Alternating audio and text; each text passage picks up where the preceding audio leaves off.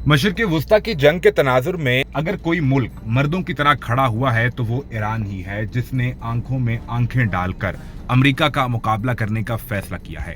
लेकिन अब एक खबर सामने आई है कि ईरानी सर्वेलेंस प्लेन मशरिक़ वुस्ता और गल्फ ऑफ ओमान के ऊपर फ्लाइट कर रहा है। क्या ईरान ने कोई वाज़ेह प्लान कर लिया है? अगर ईरान ने प्लान कर लिया है तो बहरीन, ओमान, सऊदी अरब और यूएई, इन 4 अरब ममालिक के अंदर अमरीकी बेसिस इस वक्त शदीद खतरे में हैं। यानी यहाँ पर मौजूद अमरीकी एयर बेसिस के ऊपर ईरानी सर्वेलेंस प्लेन अपनी फ्लाइट ले रहा है। सोशल मीडिया पर सर्वेलेंस प्लेन की तस्वीर भी सामने आ गई हैं, जहां इस जहाज को दुबई के करीब गल्फ ऑफ ओमान के ऊपर फ्लाइट करते हुए देखा जा सकता है।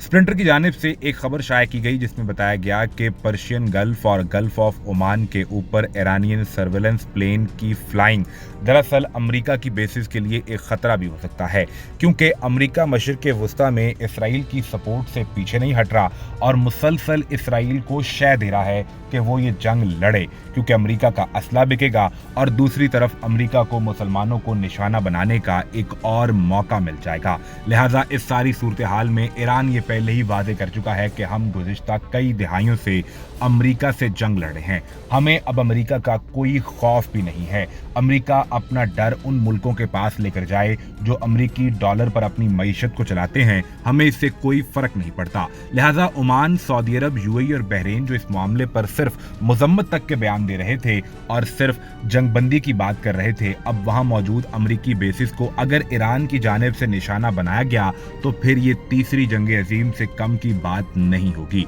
क्योंकि रूस ये पहले ही कह चुका है कि आलम इस्लाम को हमारी कोई मदद चाहिए हो, हम उनके साथ खड़े होंगे। और सबसे पहले ईरानी वजीर खारजा ने ही इसराइल को ये पैगाम भिजवाया था कि हम कल तक का इंतजार नहीं करेंगे। ईरानी सुप्रीम लीडर ने भी तकरीबन 24 घंटे पहले अपने ऑफिशियल स्टेटमेंट में ये कहा कि अमेरिका खुद तो इसराइल को हर तरह की सहूलत और मिलिट्री असला फराहम कर रहा है, हमसे ये चाहता है कि हम खामोश होकर बैठ जाएं। ये कैसी जंगबंदी होगी, या फिर ये इंसाफ के तकाजों को कैसे पूरा कर सकते हैं? बुनियादी तौर पर हम जवाब देंगे और जो हमसे बन पाया वो हम करेंगे, हमें अमेरिका का कोई खौफ भी नहीं है।